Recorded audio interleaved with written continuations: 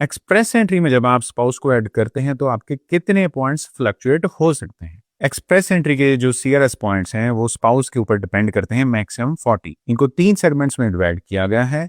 सबसे पहला है आपके स्पाउस की एजुकेशन, मैक्सिमम 10 पॉइंट्स है। अगर उन्होंने बैचलर्स की है उन्हें 8 मिलेंगे आउट ऑफ 10।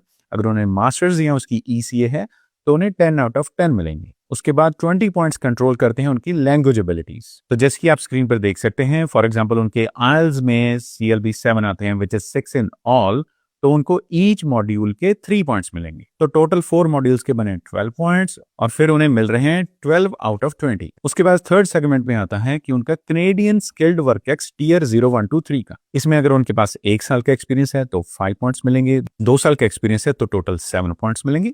अकॉर्डिंगली वो इंक्रीज होता रहता है। अब इसी सारी कैलकुलेशन को एक एग्जांपल में देखते हैं कि अगर आप कनाडा में आए बैचलर्स अपनी होम कंट्री से करके, यहाँ पे 1 या 2 साल का प्रोग्राम किया, एज उनकी विद इन 29 है, इंग्लिश में उनके 777 है या CLB 9 है, कैनेडियन एक्सपीरियंस उनके पास 0 1 2 3 का है, होम कंट्री से उनका कोई एक्सपीरियंस नहीं है, तो उनके स्कोर्स बनते हैं 467। अब इसी एग्जांपल में अगर हम स्पाउस को ऐड कर लेते हैं, उनके पास कैनेडियन एक्सपीरियंस 1 ईयर का नहीं है, उनके पास बैचलर्स की ECA है जिसे वेस्ट बोलते हैं, और उनके लैंग्वेज स्कोर्स हैं 6 इन ईच या CLB 7 किसी और टेस्ट। तो आप देख सकते हैं अब स्कोर्स नीचे चले गए, 467 से 455 हो गए। अब इसी एग्जाम्पल में एक और चीज लेकर आते हैं। स्पाउस के पास कैनेडियन 1 ईयर का वर्क एक्स है, बैचलर्स की वेस्ट हो रखी है, और उनके जो लैंग्वेज स्कोर्स हैं वो फॉर एग्जांपल आइल्स में 777 आ जाते हैं।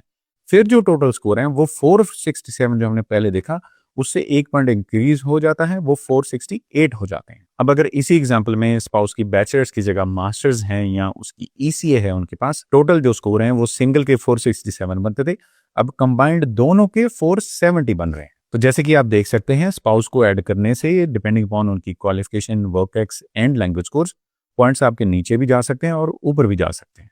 तो उम्मीद करते हैं इस वीडियो से आपको थोड़ी क्लैरिटी मिली होगी, और अगर आप खुद भी चाहें तो CRS कैलकुलेटर को ओपन करके उसमें आप परमुटेशंस एंड कॉम्बिनेशंस बनाकर अपने स्कोर्स का एस्टिमेटेड आइडिया ले सकते हैं। इसके बारे में अगर आपकी कोई जनरल क्वेरीज या क्वेश्चंस हैं, आप हमें डायरेक्ट मैसेज कर सकते हैं या स्क्रीन पर दिए गए नंबर्स पर कॉल भी कर सकते हैं।